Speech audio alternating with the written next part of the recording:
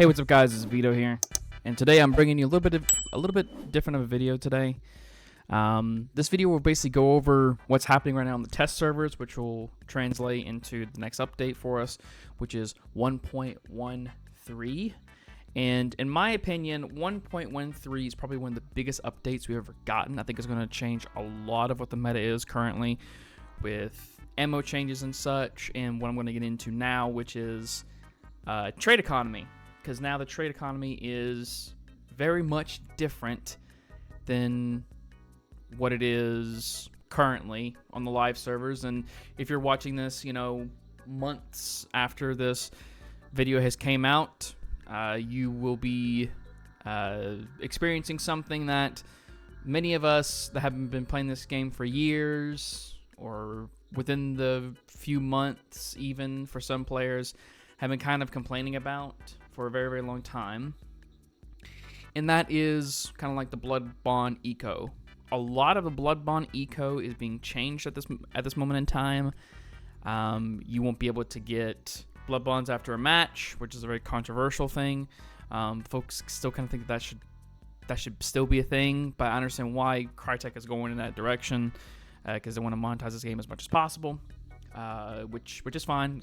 I love this game. I want this game to last, for a very, very long time.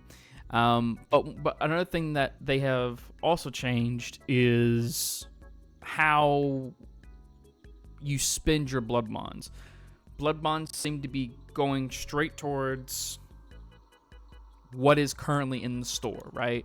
So like everything from, like legendary skins for weapons to legendary skins as far as, for hunters, right?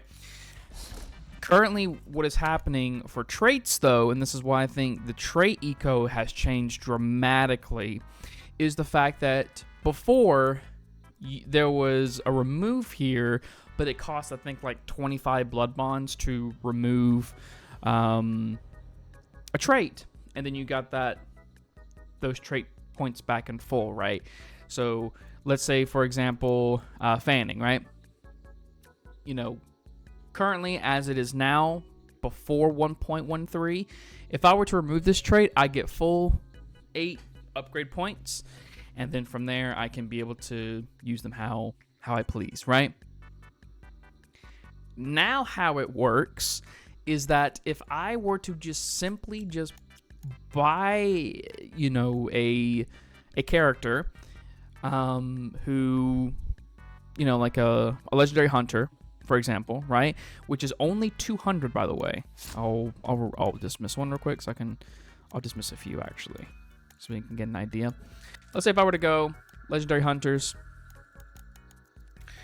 buy one, cost 200, right? I now have some play here with how I want to build this hunter into being, right? And this is kind of strong in my opinion. I think that this kind of enables build crafting in Hunt Showdown. Before it's random, it still is random, but sometimes, let's say if you want to have a hunter with a different build. So let's say, for example, I want to have a hunter that is like a Winfield, right? I'm a Winfield guy. I like playing with the Winfield. So let's say if we, choose a loadout for like a Winfield, right? And I currently have this character, right? And I have these traits, right?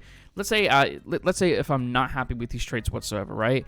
I can effectively remove trait points, and now I have enough to make effectively a nice Winfield build, which is insane.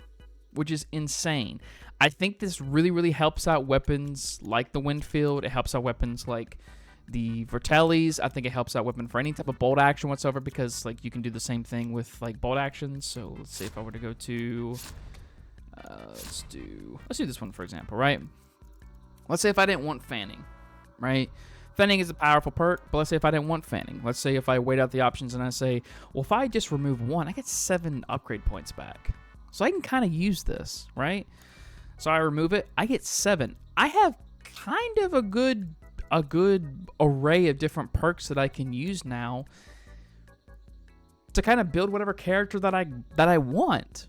It's something that's never really happened in Hunt Showdown before, right? And I think a lot of people are kind of sleeping on this, just a bit. I think this is crazy. I think this is insane, right? Let's say if I want to bring a Vertelli Deadeye, or Sniper, right?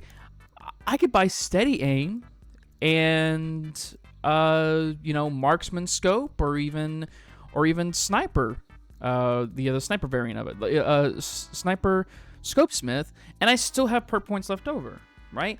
Now, of course, this is all dependent on whether or not I get a good roll hunter, right? So like there is still some randomness in there, but I think that this has kind of enabled build crafting for hunters. Like I said, this and all you lose in the end, you don't lose money really, you just lose 1 trait point. That's it. Now, you might have to go through several buys, maybe if you don't have that good luck of the draw. Like for example, this hunter right here, right? If I were to remove all of these traits, right, I get, like, let's see here. So if I were to remove all these traits, I get only 3 upgrade points, right? I don't really have a lot to work with here, right? As far as this particular hunter, right? That's fine, right? I can, I still may have gotten rid of all of that and still with on repeater, since, I love running the Winfield. But let's say, for example, if I do get a good roll hunter, right? A hunter that gives me a good trait point value, like this one, for example. I had Salve Skin, and I had, I think it was Salve Skin. I had Salve Skin and I had Fanning, right? It gave me 12 upgrade points, whatever, right? Let's say if I have enough traits to give me 12, I can kind of work with this, right? That's why it's crazy. For solos, this is going to be wonderful for them, because all you need is 4 trait points. You just need 4 trait points to buy Necro, right? And now you can consistently get Necro as a solo player, and you can now do self-revives, right? It's really, really good. It's really, really good. And this is why I think build crafting currently in Hunt Showdown has kind of been enabled. It has been fully enabled, like you just can't go hog wild and like buy a random hunter and it gives you 8 traits, and then you can kind of build with what you got, right? Even though that would kind of be cool, be a little bit overpowered, but it would be kind of cool, right? But now you can kind of play with what you want. Like if I wanted to make this guy into this is 12, right? This is probably the most that I've ever gotten before, right?